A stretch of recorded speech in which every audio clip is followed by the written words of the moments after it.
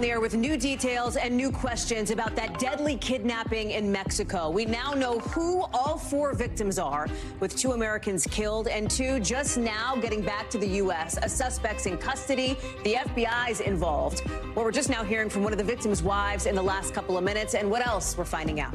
Plus, senators are accusing the Fed chair of gambling with people's lives as he says they're going to have to get more aggressive with interest rate hikes. Why Wall Street tonight is not so happy about it. And Florida Governor Ron DeSantis has a message for the rest of the country. I'm quoting here. He says, "You ain't seen nothing yet."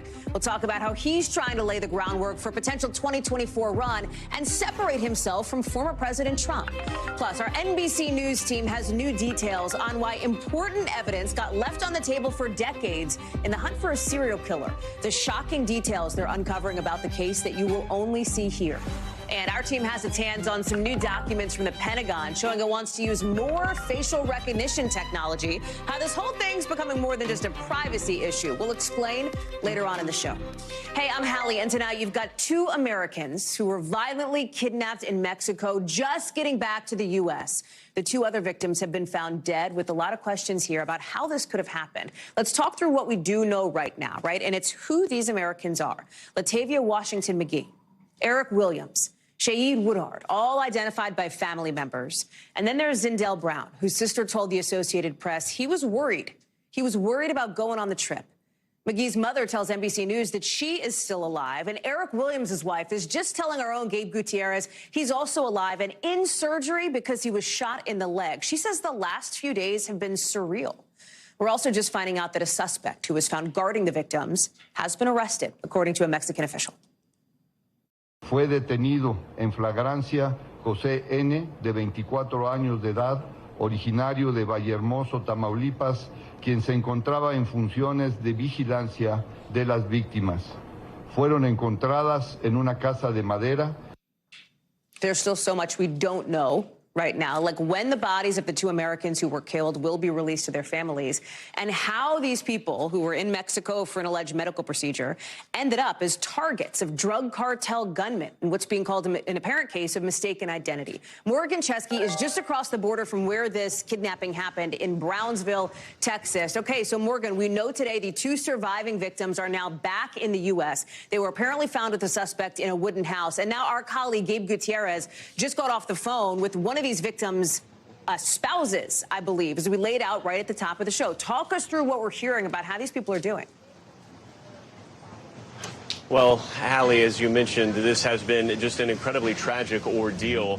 We do know that those 2 Americans, Latavia and Eric, have been brought from Mexico back into the United States. As for how they're doing, well, according to the mother of Latavia, she will only say that they spoke over the phone. However, all sources show that she is uninjured. Of the 4 people who were kidnapped at gunpoint in Mexico, Hallie, we know that 2 were killed, 1 was wounded. That would be Eric, of course, as you mentioned, and then there was only 1 of those individuals who appeared to come out of this at least physically unscathed, and that would be Latavia. Now, as for where this process goes from here, I did have a chance to go to nearby Valley Regional Medical Center.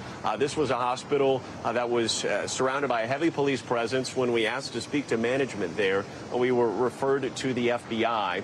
No one officially stated that those 2 Americans were taken there, but that is, of course, what it appears to be at this point in time. We have heard from officials that there are ongoing efforts to repatriate the remains of those 2 other Americans that we believe at this time are still in Mexico. A very dynamic situation here, Hallie.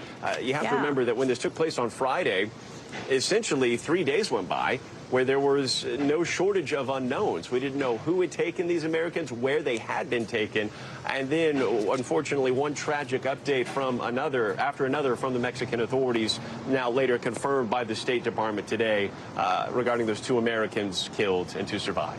There is now, of course, the accountability question here, right? Of like how this could have happened and how do you stop it from happening again? With the U.S. and Mexico both having that conversation, here's what the Attorney General Merrick Garland had to say. Pretty hard line, of course, against this cartel. Listen.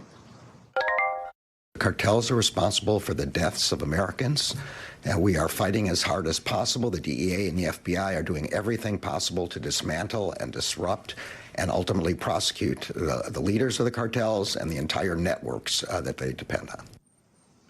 So it's one thing, Morgan, as you well know from reporting along the border in Mexico, et cetera, it's one thing to talk about holding cartels accountable. It's a different ballgame altogether to actually do it. We've seen in Mexico that has proven to be an intractable issue there. Absolutely. And I think important to note here, Hallie, when I spoke to the congressman who represents the district that includes Brownsville, Texas, he was very quick to say that, unfortunately, what happened on Friday is not an isolated incident. This has been going on now for years, close to a decade, if not longer, because of the rise of the cartels in Mexico. We do know that the Gulf cartel particularly active in the Matamoros community. And because of this violence being so widespread and so sporadic but intense, Hallie, the State Department had that do not travel level 4 advisory in place since October 2022, even issuing a reminder on the very day that this horrific kidnapping took place. As for whether or not this will create some sort of change going forward, that very much remains to be seen. But I can tell you, speaking to the individuals here in Brownsville, unfortunately, many of them, Hallie, who grew up here, who remember going across the bridge to Matamoros to run errands, to get dinner, to hang out with family and friends, they've resigned themselves to the fact that they may never be able to do so again and feel safe, ever. Morgan Chesky, it is just a horrific story and lots more to report out on it to answer some of these questions. Thank you very much. Live for us in Brownsville. Right now, take a look at the markets. They're ending the day with a whole lot of red because the Fed chair says interest rates are probably going to be higher than he thought a couple of months ago. You see here, the Dow, the NASDAQ, the S&P, all down today, with Jay Powell suggesting the economy is a victim of its own strength. For inflation to drop, he says, the job market has to soften. You're like, okay, what does that mean in plain English? In plain English, it means the unemployment rate could go up because when things get more expensive, places cut jobs. That's what happened historically when the Fed has hiked interest rates before. And that whole concept led to things getting a little bit testy on Capitol Hill today, like here with Senator Elizabeth Warren. Listen. 4.5%. Explain that to the 2 million families who are going to be out of work. We're not targeting any of that. But I would say even 4.5% unemployment is well better than most of the time for the last 75 years. In other words, you don't have a plan to stop a runaway train if it occurs. Chair Powell, you are gambling with people's lives. Brian Chung is joining us now. So, Brian, the Fed chair, Jay Powell, is looking at these numbers from January and saying, hey, the economy actually looks too strong right now. There's this word we keep hearing called vibecession, which is we're not technically in a recession, but people don't feel awesome about how things are going and the trajectory, right? Is that a fair way to describe the state of the economy right now? Well, I mean, we need to do a vibe check then, right? So if we look at the unemployment side of things, 3.4%, that was the last read that we got in January. We haven't seen that in over 50 years. So, okay, good. But then inflation is at 6.4%, which is well above where the Federal Reserve wants it to be at 2%. So that's bad. So it's a mixed picture right now. But the Federal Reserve has said, look, the bigger pain here would be for the Fed to do nothing here and just have Americans deal with this high inflation, which is why they want to continue to take steam out of this economy. The message from the Federal Reserve Chairman, they're going to continue to raise interest rates, which, by the way, was the message headed into this testimony. But what was new was the admission that maybe they could re-accelerate the pace of those rate hikes. They moved by a 0.25 percentage point in February. Maybe they go back up again to 0.5 percentage point in their next meeting in 2 weeks. It all depends on how the data comes in. In other words, those little arrows that we were showing get taller and taller, which had Exactly. not necessarily been the anticipation going into this meeting. The concern, of course, is like, sure, Jay Powell can say, well, a 4.5% unemployment rate is actually relative to where it's been in the last decade, not so bad. But like, let's not talk stats. Let's talk humans and people, right? Because people losing their jobs hits home for the Americans, of course, who have family members who have lost those jobs. That is a bipartisan concern. It's not just Elizabeth Warren on the left. It's Republican Senator John Kennedy on the right. Listen. When you're slowing the economy, you're trying to put people out of work. That's your job, is it not? Not really. We're trying to restore price stability. You're trying to raise the unemployment rate, aren't you not? No, we're not trying to raise it. We're trying to realign supply and demand, which could happen through a bunch of channels. Of course, the Fed, from their perspective, they're like, hey, the one thing we can do here, the only tool in our toolbox is to try to hike these interest rates to fight inflation. Yeah, I mean, and by the way, it's very rare to see Senator John Kennedy kind of in lockstep with what we're hearing from Elizabeth Warren. But look, it underscores the broad bipartisan concern that what the Federal Reserve is doing here is going to put millions out of work. And in fact, that's what the Federal Reserve is projecting. That's what Elizabeth Warren was referring to in her line of questioning, referring to the millions of people that could lose their jobs. But what the Fed chairman has said is that historically, the unemployment rate has risen a lot farther than what they're projecting. That might just be the cost of lowering inflation, but maybe that cost isn't going to be as bad this time around. We'll have to see. Brian Chung, thank you very much. Listen, there is more and more frustration out west and worry and anger from people in Southern California over the state's response to a storm that dumped multiple feet of snow in that area. And this anger is coming from folks who say those state officials are not doing enough. The line so far has been that there has been major progress. You see it there, major progress in the area around San Bernardino. But some folks, like the ones in Crestline, which you see here on the map, they're still struggling. They say people are still trapped in their homes. Some still don't have power. Some roads still have not been plowed. Listen to what one volunteer had to say. Look, we got grown men here crying because they haven't eaten in 3 days, because they're trying to let their kids eat. There's not enough food. There's not enough food. It's unbelievable that there is not all hands on deck. We told you about some big storms on the way to California later this week, set to bring more snow, more rain, maybe a new round of flooding to places trying to recover. And it's not just California dealing with bad weather. Guess what? If you are in the northern part of the United States, frankly, if you're in most of the U.S., you're going to get hit with a cold snap. Below average temperatures, you see them here for all the areas in blue on the map starting tomorrow. Dana Griffin is live for us in Crestline. And Dana, you are hearing this frustration firsthand from the people that you're talking to on the ground. Mm-hmm.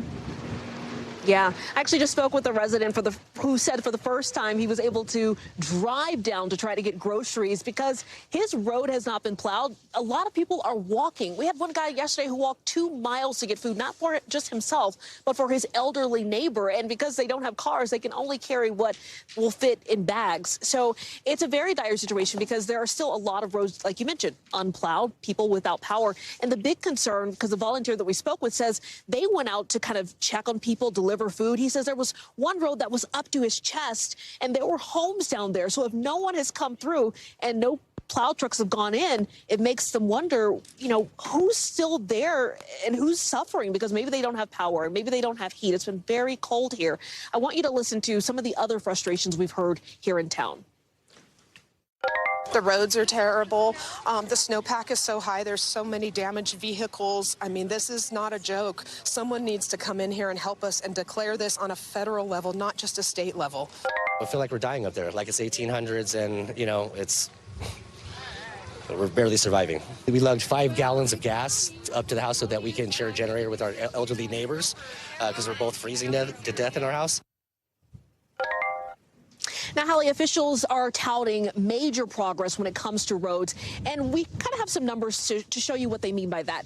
They say 100% of the primary roads have been cleared, so that's pretty much the main roads in and out of town, and we can attest to that because they've gotten better even over the last couple days. But 50% of the secondary roads have not been paved, so those are where a lot of people live, so they can't just drive out of their home to try to make it down the mountain to maybe evacuate or go get food elsewhere. They're having to walk, and up until today, if they left, they couldn't come back in. So it was a very tough situation. Around the county, San Bernardino, there's about 85% of roads that have been plowed. So officials say, hey, we've got 700 firefighters in this area trying to check on people, clear the road. So they're doing as much as they can, but a lot of residents feel it's just not enough, Hallie. Dana Griffin live for us there in Crestline. Dana, thank you. Let's take you down south to Florida, where the Republican governor there, Ron DeSantis, hasn't said he's running for president just yet. But if he does decide to announce today, we're getting a really good idea of what his plan would look like.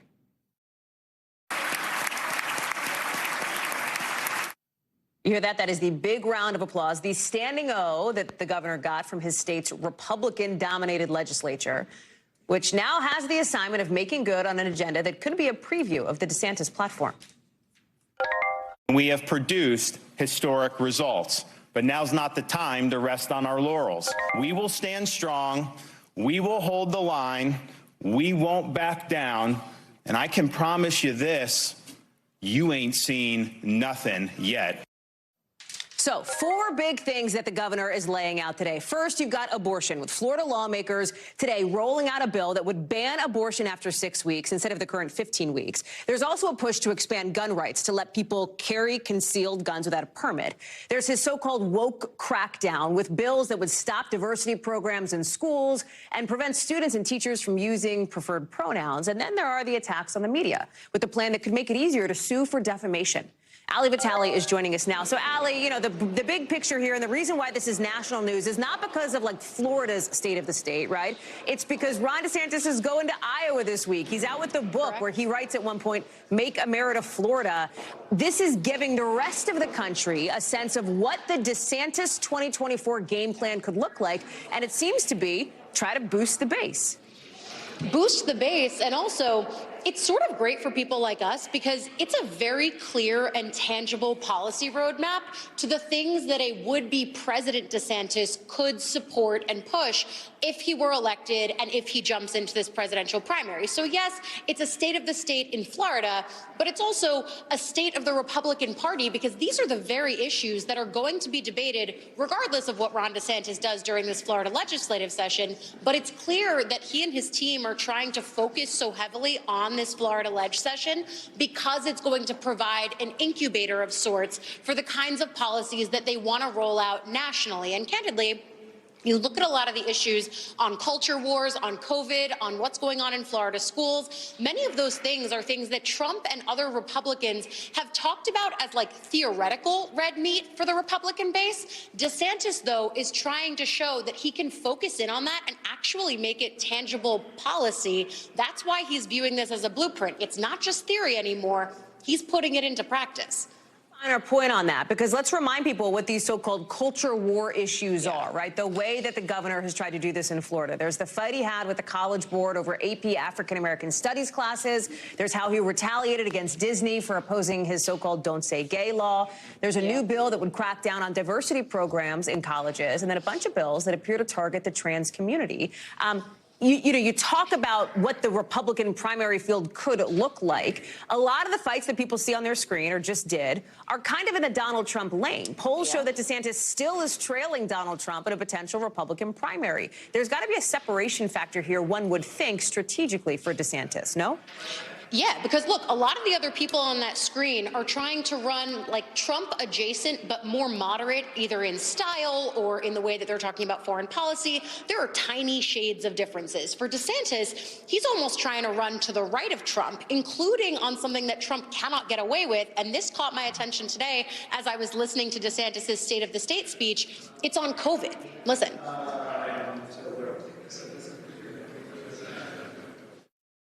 We have banned vaccine passports, and we have protected Floridians from losing their jobs due to their personal decision about whether to take or not take the COVID jab.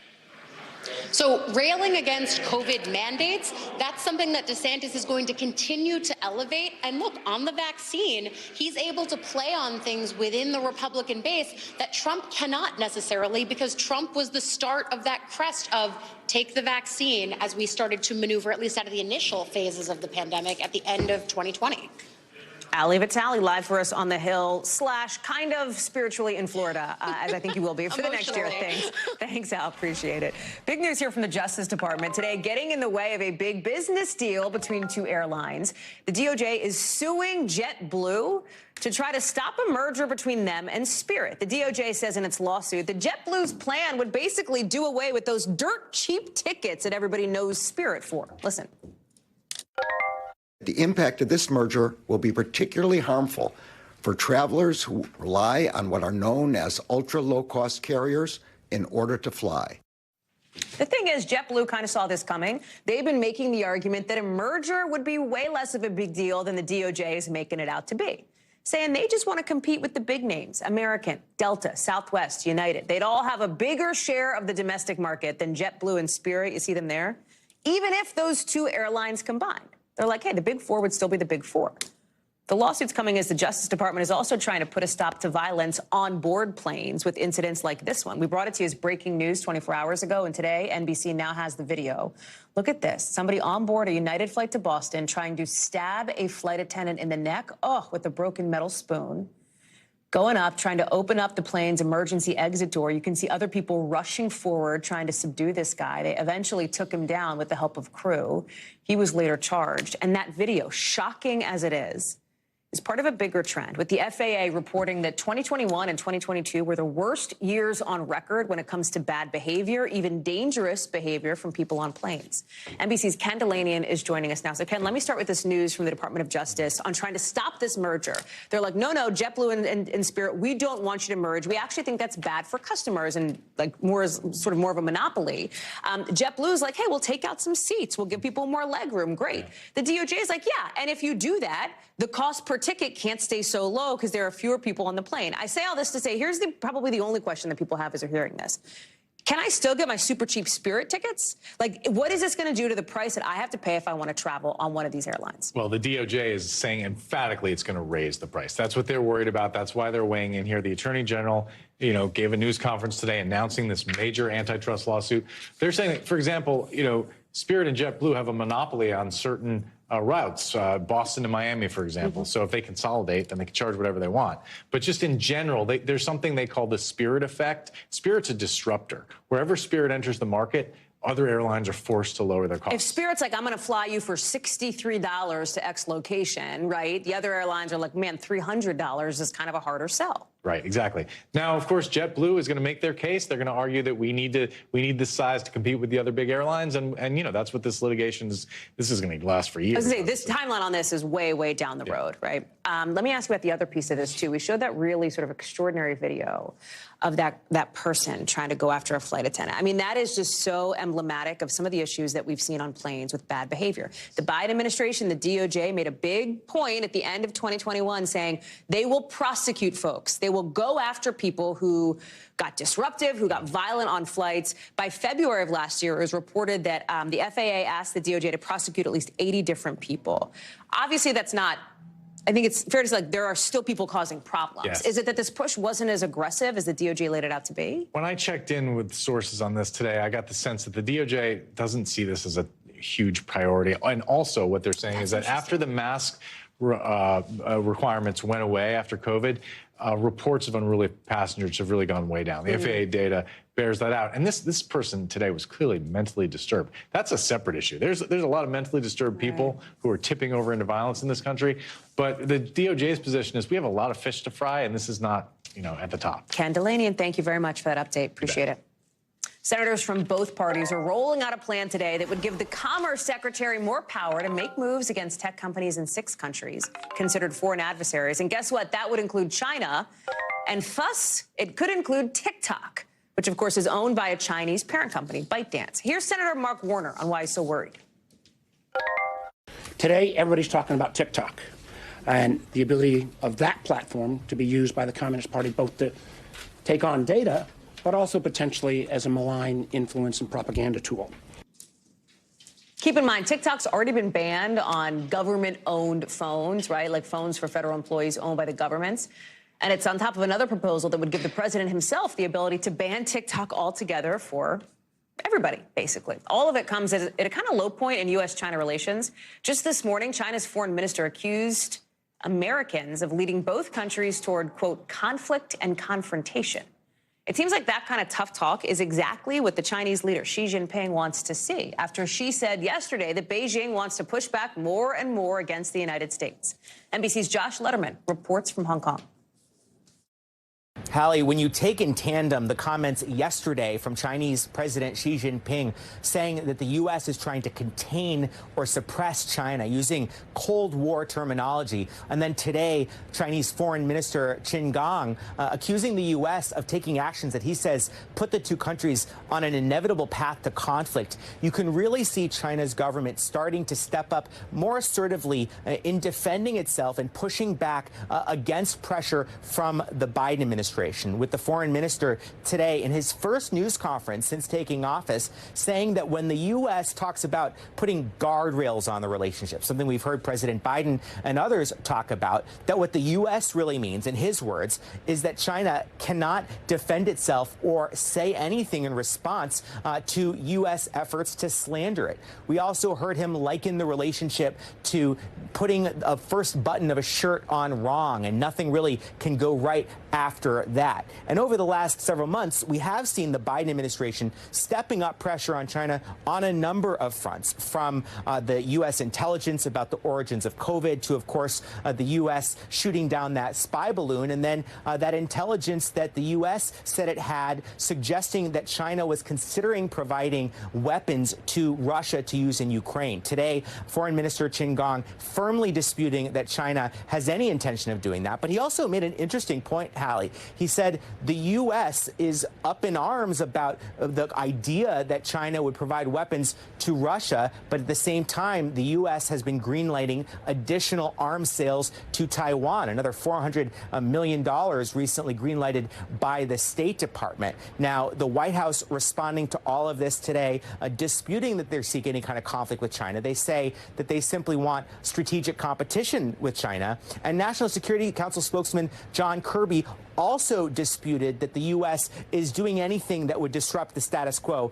in Taiwan. He said the U.S. has made it very clear it does not support independence for Taiwan and simply wants to maintain the current situation in the Taiwan Strait. Hallie? Our thanks to Josh Letterman for that reporting. Coming up, you know, Weight Watchers, that program that's been abound for basically forever, it's getting into the prescription weight loss drug business potentially. That could have a big effect on people who aren't even Weight Watchers customers. Plus, huge protests in France, shutting down parts of the country. We'll tell you what's up there in the 5 things coming up.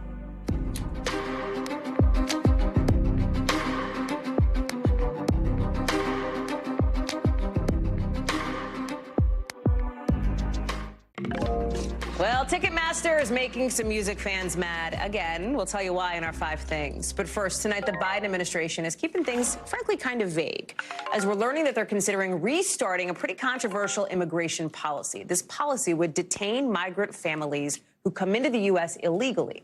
The White House press secretary, Karine Jean-Pierre, says she's not saying officials are having those conversations, but she's not saying officials are not having those conversations either. Listen. I'm just not going to get into speculations. I'm going to let them do their work.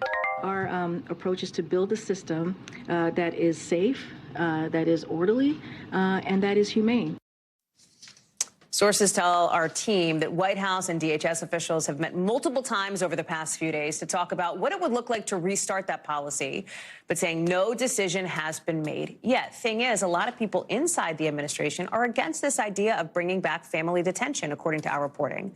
President Biden himself, he actually stopped this policy a few months after taking office. Monica Alba joins us now. Mon, he stopped it because it was put in place under the Trump administration and caused a lot of outrage then. Before Donald Trump, it was former President Barack Obama that had this in place starting in 2014. And now, look what's happening back on the scene again, right? Even the discussions of this are happening. We heard how sort of cagey Karine Jean-Pierre was about not confirming or denying it. And I can tell you in conversations with my sources that absolutely this conversation is ongoing. It's happening between the White House and the Department of Homeland Security.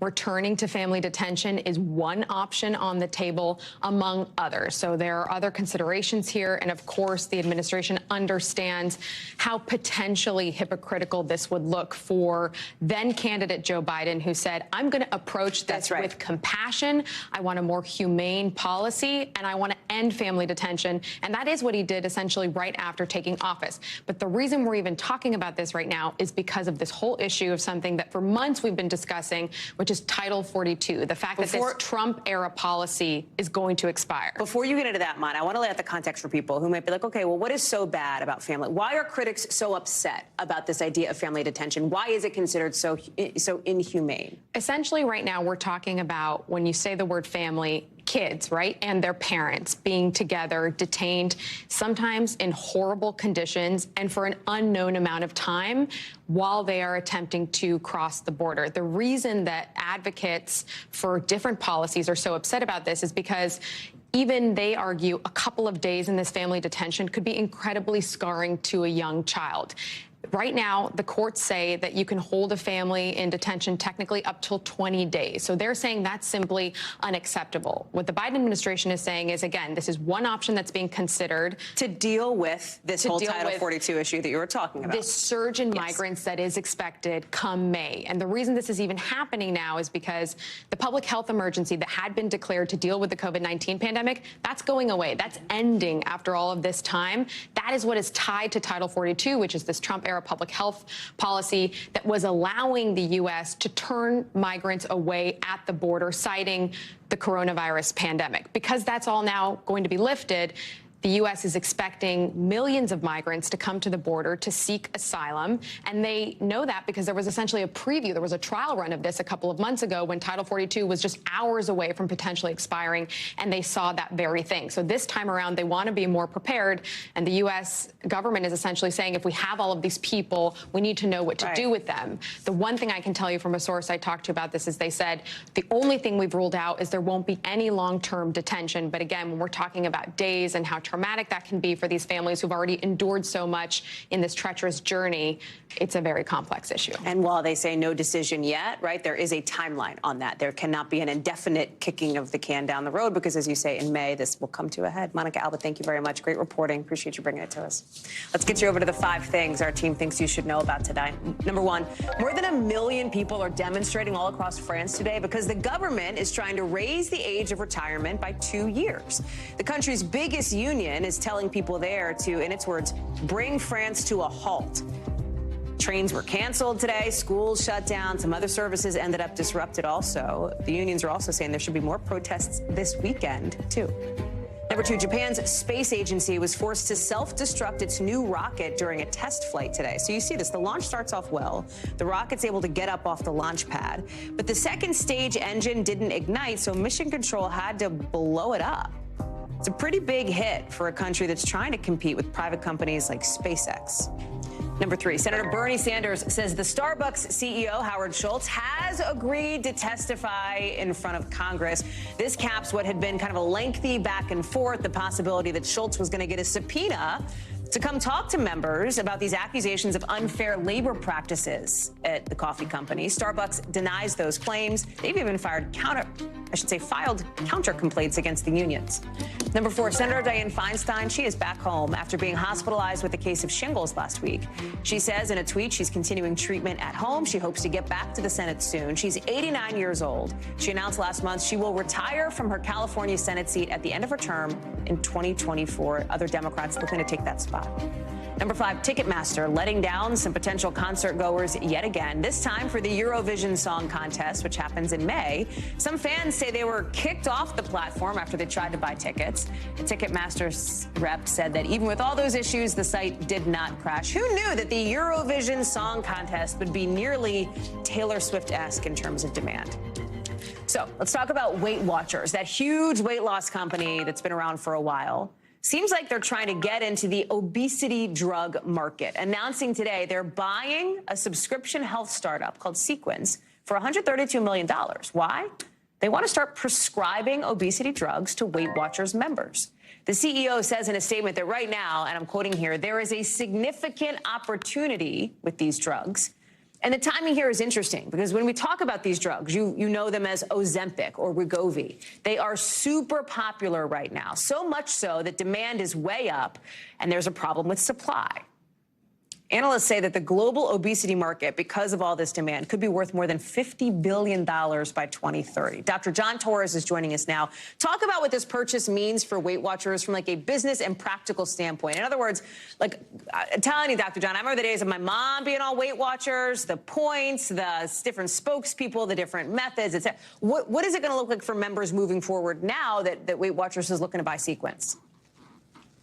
And Hallie, up until now, Weight Watchers has essentially had 2 components. One is diet modification to try and get your weight under control, and the other is lifestyle changes, working on that. They have point systems, they have apps you can use, they have ways you can track these things to try and lose weight. What they're doing now is they're adding that 3rd component, and that is the medicines to try and help you lose weight as well. And that's what we're talking about here. They actually about this Sequence, this subscription drug service or medical service that can prescribe these medications. And so we think this is going to be a blockbuster for them. This is going to be a a very popular thing for them, and we'll see how it pans out, Hallie. You say blockbuster for them. What's so interesting as we zoom out and take a bigger picture view here, there is so much discussion and really an intense focus on drugs like Ozempic, on Wegovy, attention to how people use drugs, those specific drugs, why they use them, and is there a sense that Weight Watchers is looking to, in some ways, cash in on so much demand for this kind of thing, how that might complicate access for medicines that are already hard to get for people? And Hallie, that's the big concern with a lot of experts. Are saying, yes, we do understand that this is a component for weight loss. If you look at the FDA approval for these medications, the approval are for certain specific patients. And those are ones that are usually obese, have trouble losing weight on their own, or have health complications because of their weight problems. And this is what it's been used for. But now it's being used off-label for people that simply want to lose weight for an event or some other instance they want to lose weight but aren't necessarily in that category. And the concern is that that is going to take away from people who need it. And that is what the drugs were originally made for, were people with diabetes who needed it to get their sugars under control. And so the concern is if these become so popular, and they are going to be huge industry drugs here, this is big pharma actually producing a lot of these medications, but like you mentioned, there's going to be a shortage of them. And the people that need them, these diabetics that need them to control their sugars, could have a hard time getting them. And that's a concern because as of now, there's no regulation behind this. It's essentially being used off labels in a very popular way, a very robust way. And we'll see what happens over time. And if we can get this under control where people who need it can get it and those who want it can hopefully get it when they can. Yeah. Dr. John Torres, thank you very much for that breakdown. Appreciate it. When we come back, the push to stop the use of facial recognition technology on surveillance cameras in public. Plus, one state voting on legalizing recreational cannabis, and where it is might surprise you. We'll tell you in the local in a minute. The star of a super popular 90s show is just announcing he'll run for Congress. We'll tell you who it is coming up in the local.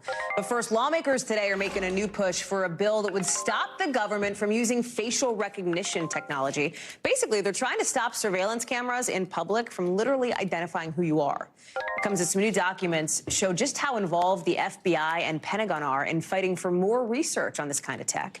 NBC News obtained these documents from the American Civil Liberties Union, which is filing a lawsuit against the FBI over it. Look, it's not like the government says they don't use any facial recognition, but this now shows the interest in using surveillance cameras in public places to identify anybody, creating a potentially big privacy issue.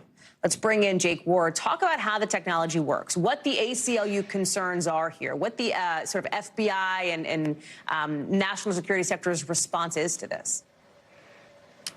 Well, Hallie, what we seem to be seeing in these documents is a growing interest over time in using technology that, today is built into pretty much every social media platform that you and I use on an ongoing basis out in the world. And that is, of course, facial recognition.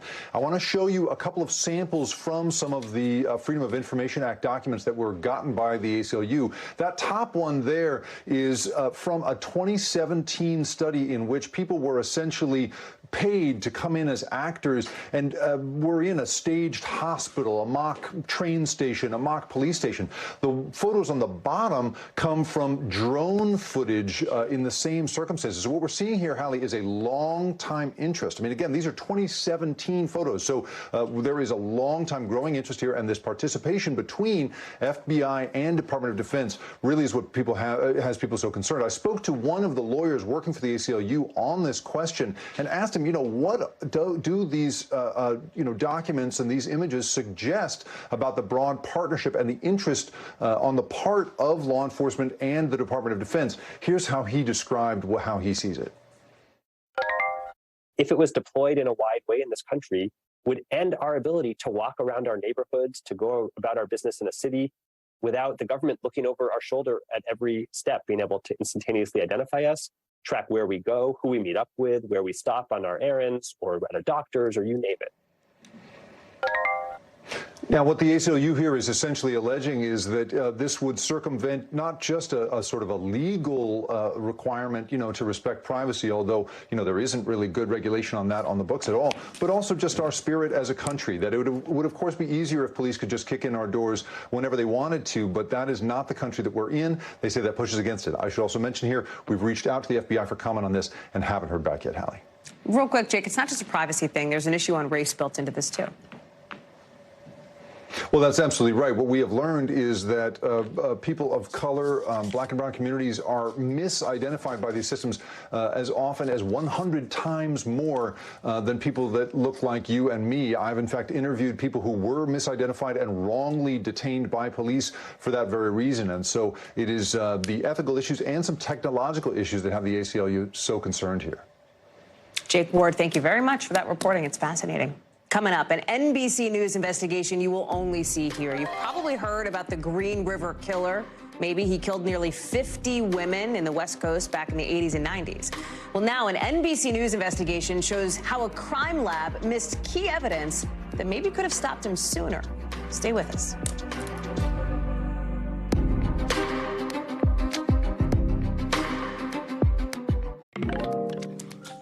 To an NBC News investigation now into some key evidence from a serial killer case that haunted the Pacific Northwest for nearly 2 decades. People knew this guy as the Green River Killer.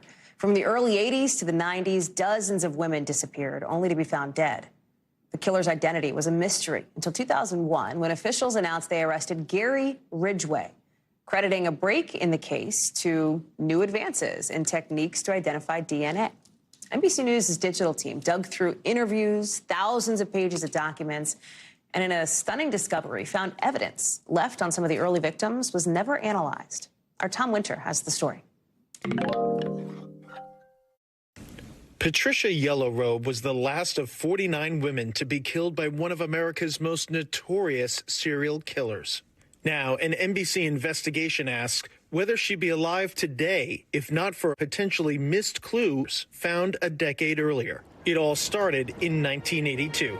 For a long time, people in the Seattle area and elsewhere in the Pacific Northwest have had a string of unsolved murders on their minds. They're called the Green River murders.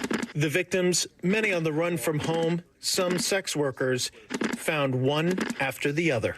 37 women have died, 9 missing, all thought to be victims of the same killer. It was the work of Gary Ridgway, arrested in 2001, pleading guilty, connected to some of his victims not just with DNA, but with microscopic paint. Former FBI investigator Steve Kramer studied the case. There's some reporting that we have that suggests that there was some evidence that perhaps at some point was not accurately analyzed or not analyzed at all, that perhaps could have solved that serial killer sooner. How important was that paint analysis just based on your background of the case? The paint in that particular case, the investigator, who was a scientist, was tasked with analyzing the paint. They looked at, really, really small particles, like down to the micron level, like 10 microns. He theorized if he's painting trucks, he worked at a Kenworth facility, painting, the commercial, 18-wheeler trucks, and figuring that this paint was floating in the air, it would be on his clothes, and then it would maybe transfer to the victims. Tom Jensen was one of the case's first investigators. Well, I began with the Green River Task Force investigation in 1984.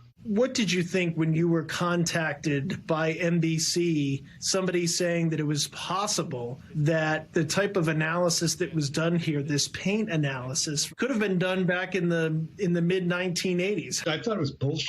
How do I put this? Jensen says it might have changed the course of the case. We had a very strong circumstantial case against Gary Ridgway in 1987. What we didn't have was any physical evidence to substantiate the circumstances that we had. Now, had this technology been available to us in 1987, I'm quite certain that based on that paint smear evidence and the circumstantial evidence that we had, I'm certain that we would have had an argument for taking this case to a prosecutor for charges. According to court records, Ridgway abruptly stopped his killing spree in 1990, but began again in 1998 with Yellowrobe. When her sister Luana was asked if the new revelations make her angry, she tells NBC News, "It's too bad they didn't do what they should have done, but being angry now won't bring my sister back." Ridgway is serving several life sentences for his crimes. In an email to NBC News, the Washington State Patrol Crime Lab says that given the amount of time that's passed since the investigation began, they don't want to speculate on the strategies and tactics used by their forensic investigators so long ago. Hallie? Our thanks to Tom Winter for that reporting. NBC News covers hundreds of stories every day. And because you couldn't possibly read or watch or listen to them all, our bureau teams have done it for you. This is what they tell us is going down in their regions in a segment we call The Local. From our Midwest Bureau, the NTSB says it's investigating the death of a Norfolk Southern train conductor and opening a special investigation into the safety practices and culture of the company. Norfolk Southern says the man died this morning after being hit by a dump truck in Ohio at a steel facility there. Cleveland police say he was outside the train at the time. The company says it's working with investigators to figure out what happened. Obviously, Norfolk Southern is the same company involved in that big train derailment in East Palestine last month and some other recent incidents. From our Southern Bureau, voters in Oklahoma are deciding whether to legalize recreational cannabis today. If they do, people who are older than 21 can buy up to an ounce and grow up to 12 plants. Oklahoma has more dispensaries per capita than any other state in the country.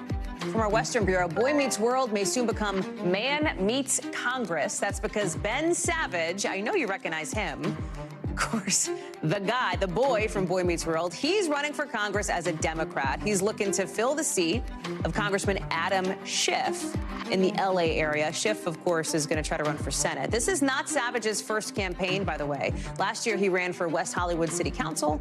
He finished 7th. So to come, you probably heard that running, not for Congress, but like running your body, like that person is doing. You probably have heard, is it bad for your bones? Turns out that may not actually be true. We're going to tell you about this study that a lot of runners are talking about today, coming up.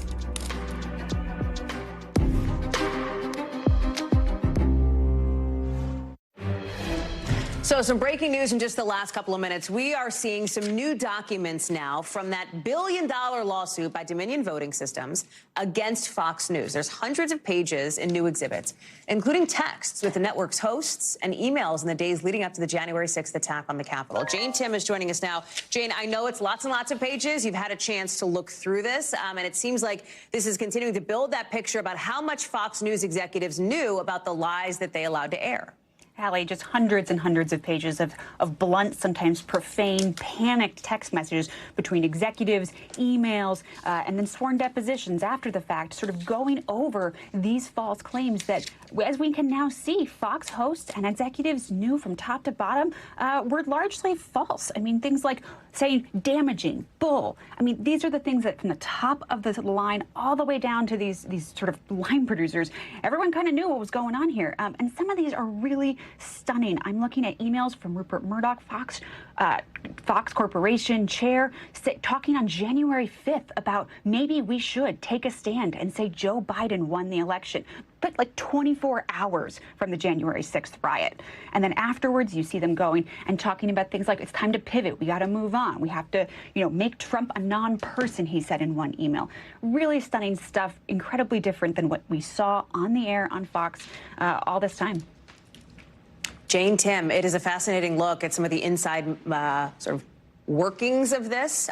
Keep us posted. I know you're going to continue to sift through that. We'll look for the results of that on air and online, of course, on NBCnews.com. So if you're a runner, you've probably heard the phrase wear and tear. The more you run, the more you might mess up your knees and hips. But a new study out today says, guess what?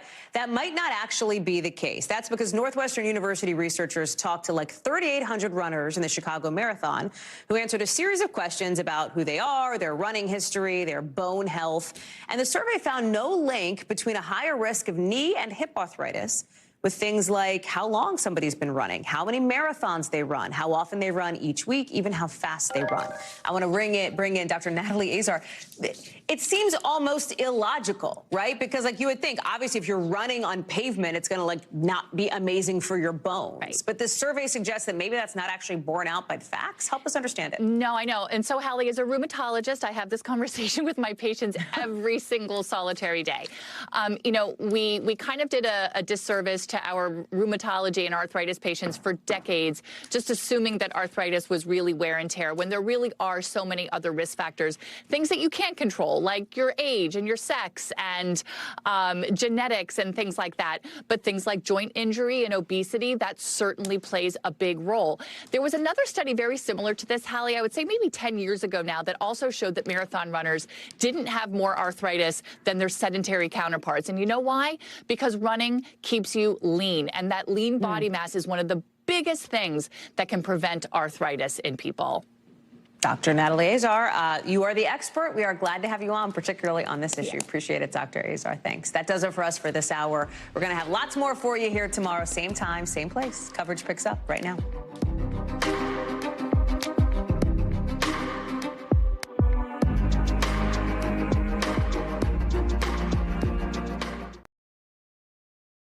Thanks for watching our YouTube channel. Follow today's top stories and breaking news by downloading the NBC News app.